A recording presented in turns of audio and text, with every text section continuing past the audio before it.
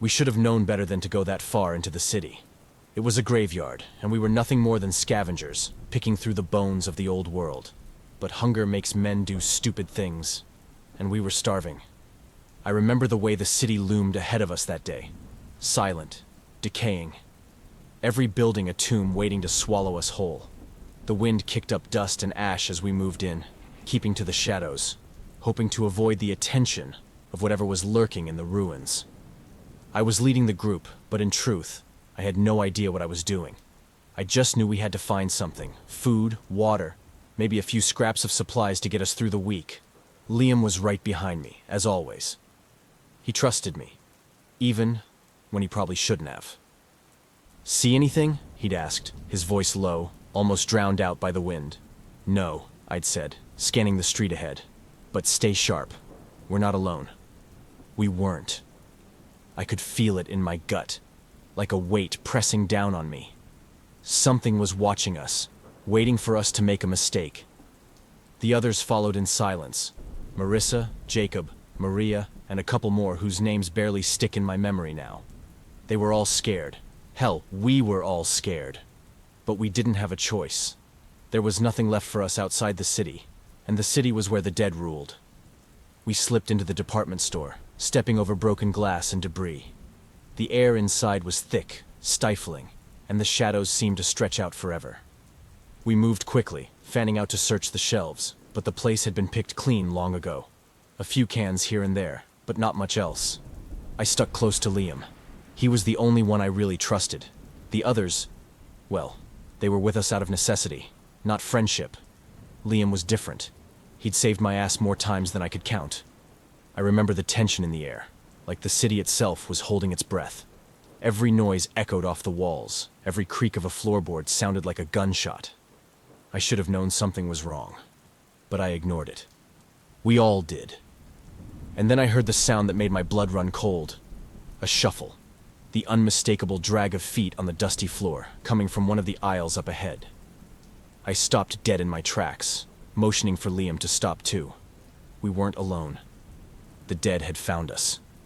Before I could react, Liam stepped forward, moving toward the sound. "I'll check it out," he'd said, voice barely above a whisper. But before I could stop him, he turned the corner, and that's when it happened. The thing that got him came out of the shadows so fast, I barely had time to shout a warning. One of the dead, an old man, or what used to be one, lunged at him, rotten fingers reaching for Liam's throat. Its eyes were sunken, hollow, and its mouth hung open, drooling blood. I could hear its teeth snapping before they ever reached him. Liam tried to fight it off, but it was on him before he could react, sinking its teeth deep into his arm. He let out a scream, a sound I'll never forget, as the thing tore into him, blood pouring down his sleeve. I was on it in seconds, swinging my machete before I could even think. The blade bit into its neck, and the head rolled off with a sickening thud, the body crumpling at Liam's feet. But it was too late. We both knew it. Liam stumbled back, clutching his arm, his face pale as a ghost. It's just a scratch," he muttered, staring down at the blood-soaked wound. I froze, my mind racing, trying to process what had just happened. We'd all seen what a bite meant. We all knew there was no coming back from it. Marissa came around the corner just then, her eyes locking onto the bite. "We need to leave him," she said, her voice cold, like it wasn't even a question. "You know what happens next." Liam looked up at me, his eyes wide, pleading. "Please don't," he whispered. "Sonny, please. I'm fine. I'll cut it off. Just don't leave me." I wanted to believe him. I wanted to pretend like there was some way out of this. But deep down, I knew what I had to do.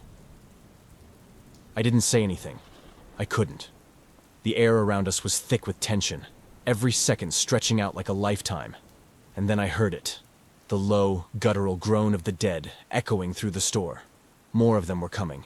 They'd heard the commotion, and they were hungry. "We have to go," I said, my voice shaking. "Now." The others were already moving, grabbing what little supplies we had and heading for the exit. Marissa shot Liam one last glance before disappearing into the shadows, her face hard, unreadable. But I couldn't just leave him. Not yet. "Come on," I muttered, grabbing Liam's arm and pulling him toward the door. "We'll figure something out."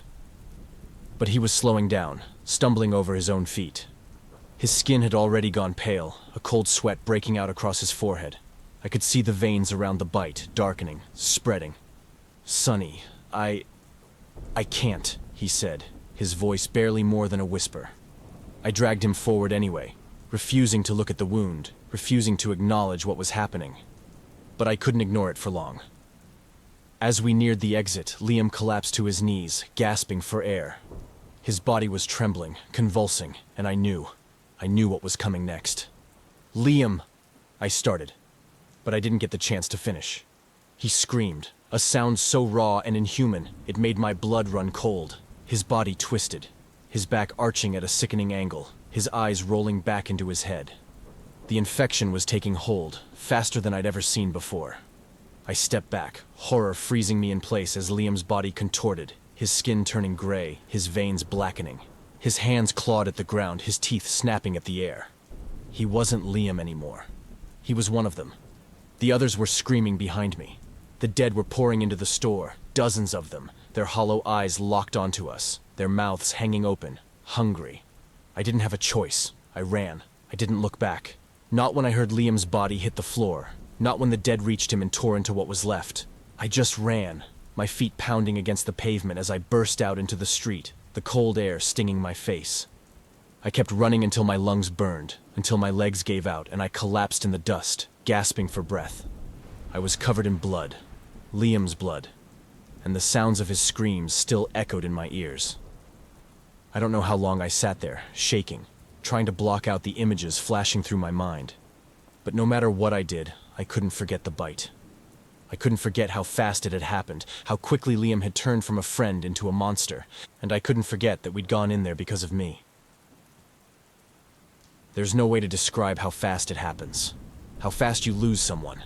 1 minute, they're with you, bleeding, begging, still human in every sense but one. The next, they're not. They're gone, hollowed out, turned into something that barely resembles the person you knew. I've seen it before, but never like this. Never as up close and personal as with Liam. The others never forgave me for hesitating. I barely had time to catch my breath after running out of that store. The dead were right behind me, and I could still hear the wet sound of them tearing into Liam's body as I ran. His screams had stopped almost immediately, which was a mercy, I suppose. I hit the edge of the street, my legs burning, lungs on fire, but it wasn't enough. The dead kept coming. There were so many of them. And as I turned back, I saw something that turned my stomach into knots. Liam was leading them. He was dead, his body broken and twisted, his skin gray and streaked with blood. His eyes, those blank, lifeless eyes, locked onto me. He wasn't Liam anymore, but some part of me, some desperate, stupid part of me, thought maybe there was still something human left in him. But there wasn't. He moved faster than I expected, his mouth hanging open in that awful, silent scream, his arms reaching for me with jerky, unnatural movements. Behind him, the rest of the dead followed, their bodies collapsing over one another as they rushed toward me. They weren't like the slow, lumbering zombies you hear about in stories. These things were fast, hungry, desperate. I ran. I didn't have a choice. We bolted through the streets, my legs aching with every step. Marissa was in front of me, pushing through debris and rubble, her breath ragged and panicked. Jacob and Maria followed close behind, eyes wide with terror. We couldn't stop. Not with Liam, that thing chasing us. He was relentless, and the rest of them were feeding off his energy, moving with terrifying speed. My mind raced, trying to figure out how it had all gone so wrong, but there wasn't time to think, only time to run. "They're gaining on us!" Marissa shouted over her shoulder, her voice hoarse. She was right. We could hear them, their feet pounding against the cracked pavement, hands scraping across the walls of the buildings as they closed in. We reached an alley, narrow and cluttered with debris, barely wide enough for all of us to squeeze through. It was a bottleneck. If we made it through, we could at least slow them down. That was the plan, anyway. I grabbed Jacob by the arm and pulled him toward the alley, shoving him forward. Maria stumbled in behind him, her breath coming out in sharp gasps. Marissa was already halfway through by the time I got there. I turned just in time to see Liam lurch into the entrance of the alley, his body slamming against the walls with bone-crunching force. The dead behind him piled in after him, a writhing, moaning mass of bodies. Liam was at the front, leading the charge. I could see it in his eyes. The hunger. I don't know why I hesitated. Maybe some part of me thought I could still save him. Maybe I thought I owed him that much. Whatever the reason, it cost me. I stood there, frozen for a second too long, and Liam's body came crashing into mine, knocking the air out of my lungs. His hands were cold, slick with blood, and they gripped my shoulders with an unnatural strength. His face, contorted with hunger, came inches from mine, his teeth snapping in the air between us. That was when I realized that Liam was gone. Completely gone. I kicked out, shoving him off me, the force sending him sprawling into the pile of dead behind him. But more were already pushing forward, clawing at the walls, reaching for me. Their groans filled the air, a sickening chorus that drowned out everything else. I stumbled back, my heart racing, every instinct screaming at me to run, but I didn't. I reached for my machete instead, pulling it from its sheath with shaking hands. I couldn't run anymore. Not from him, not from what he'd become. The blade flashed in the dim light as I brought it down on the first of the dead, splitting its skull with a wet crunch. The body collapsed at my feet, but another took its place almost immediately. They just kept coming. I fought like a man possessed, swinging wildly, my breath coming out in ragged bursts. The dead didn't stop. They never stopped. For everyone I cut down, 2 more took its place. But it wasn't the faceless dead that haunted me. It was Liam. He kept coming. No matter how many times I knocked him back, he would claw his way through the pile, his blank, dead eyes fixed on me, his teeth bared in a horrible, silent snarl. I wanted to scream. I wanted to tell him to stop, to just stop, but I knew it wouldn't matter. Jacob shouted something from behind me, but I didn't hear him. My focus was on Liam. Always on Liam. I don't know how long the fight lasted. It felt like hours, but it couldn't have been more than a few minutes. Eventually, we managed to push through, collapsing onto the street at the other end of the alley. Marissa grabbed me by the arm, yanking me to my feet as the dead poured into the alley after us. We ran. We didn't stop until we hit the outskirts of the city, where the dead couldn't follow us as easily. I collapsed against the side of a building, my body shaking, blood dripping from my hands. Jacob was breathing hard, his eyes wide with terror. Maria was sobbing, clutching her sides as she tried to catch her breath. Marissa stood a few feet away, staring at me like I was some kind of monster. "You hesitated," she said, her voice cold. I started, but I didn't have an excuse. She was right. I had hesitated. And because of that, Liam was dead. Worse than dead. "Don't do that again," she said, her eyes narrowing. "Or next time, it's not just going to be one of them that we lose." I didn't argue. I couldn't. Liam's face was burned into my memory, the way he looked at me before he changed, the way he came after me once he wasn't Liam anymore. I sat there for a long time, staring at my blood-stained hands, my mind racing. I didn't know what to do. I didn't know how to process what had just happened. Liam was dead, but worse than that, he had turned. I'd seen it with my own eyes, how fast it happened, how quickly he lost himself. And if I'd waited just a second longer, if I hadn't fought back, it would have been me. I would have been one of them. That was the moment when it started to sink in. What I'd seen. What it meant. The infection wasn't just deadly. It was merciless. A bite, and you were done. No second chances. I couldn't sleep. Not after what had happened. We'd made it out of the city, but the silence was suffocating. The others had gone quiet, lost in their own thoughts. But I could feel the weight of their eyes on me. They didn't say it, but I knew what they were thinking. They blamed me. Hell, I blamed me. Liam's face wouldn't leave my mind, the way his eyes went from human to hollow, the way his body twisted into something unrecognizable. I kept replaying the moment he lunged at me, the second I realized he was gone. I should have done something sooner. I should have put him down before he had the chance to turn. But I didn't. And because of that, he almost took us all down with him. We camped outside the city, huddled in the ruins of what used to be a farmhouse. The night pressed in around us, cold and still, but my mind wouldn't shut off. I kept seeing that alley, the dead surging forward, Liam leading the charge. I kept hearing the sound of bones crunching under my machete, the wet thud of bodies hitting the ground. But what haunted me most was the bite. I stared down at my hands, still stained with dried blood. Liam's blood. I couldn't shake the feeling that it was still there, seeping into my skin, reminding me of what I'd let happen. I didn't deserve to sleep. We'd lost Jacob. He didn't say anything, didn't scream. The dead just pulled him down in that alley. And the next time I saw him, his throat was torn open, blood pouring down his chest. He was gone before I could even try to help him. I should have saved him, but I was too focused on Liam. I stood up, my legs shaky from exhaustion, and walked toward the edge of the camp. The others, Maria, Marissa, were asleep, or at least pretending to be. I couldn't blame them. I wasn't exactly a comforting presence then. The wind picked up, howling through the trees, sending a chill down my spine. The farmhouse had a broken-down porch, the wood creaking under my weight as I leaned against the railing. My mind was racing, thinking about what happened back there. The way Liam had turned so fast. It was like watching death happen in real time, only worse. Because it didn't end with death. I kept thinking about how easy it was to get bitten. One bite, one mistake, and it was over. You became one of them. There was no stopping it, no cure, no coming back. And if I didn't do something, it would happen again. It would keep happening. I couldn't let that happen. I turned back toward the camp, and that's when I heard it. A rustling, faint, but unmistakable. The sound of something moving just beyond the trees. My blood went cold. I reached for my machete, the handle slick in my hand, and stepped off the porch, creeping toward the sound. At first, I thought it was just the wind. Maybe an animal. But as I got closer, I saw it. A figure, shuffling slowly through the brush, barely visible in the moonlight.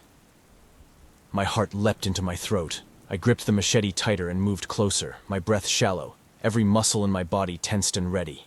It wasn't until I was nearly on top of it that I realized who it was. It was Liam, or what was left of him. He stumbled forward, his head jerking with every step, his body bent at an unnatural angle. His eyes were milky, blank, and his mouth hung open, the skin around it ripped and torn, blood still dripping from his chin. His hands were outstretched, fingers twitching as if he could still feel something. I froze. My body locked up, and for a moment, all I could do was stare at him. Liam's face was barely recognizable. His cheeks were sunken, the flesh around his jaw missing, exposing bone and tendon beneath. His neck was twisted, the muscles hanging loose, and his chest. Jesus, his chest was torn open, ribs cracked and splintered like a broken cage. I wanted to scream. I wanted to run. But all I could do was stand there and watch him shuffle closer, the sound of his dragging feet scraping against the dirt, the wet, squelching noise of his body moving in ways it shouldn't. Then he lunged. Liam came at me, arms flailing, teeth snapping at the air. His jaw clicked as it unhinged, his teeth clattering together like some kind of animal. I swung the machete, and it connected with his shoulder, sending a spray of blood and flesh into the air. But he didn't stop. He kept coming, his hands clawing at my face, his fingers digging into my skin. I could feel his breath, cold and rancid, washing over me as he tried to bite down on my neck. I shoved him back hard, and he fell to the ground with a sickening crack. But he didn't stay down. He never stayed down. I raised the machete again, this time aiming for his head. The blade came down with a wet thud, splitting his skull in half. Blood sprayed across my face, thick and warm, the smell of copper filling my nose. Liam's body twitched, his arms jerking once, twice, before finally going still. I stood there, panting, staring down at what was left of him.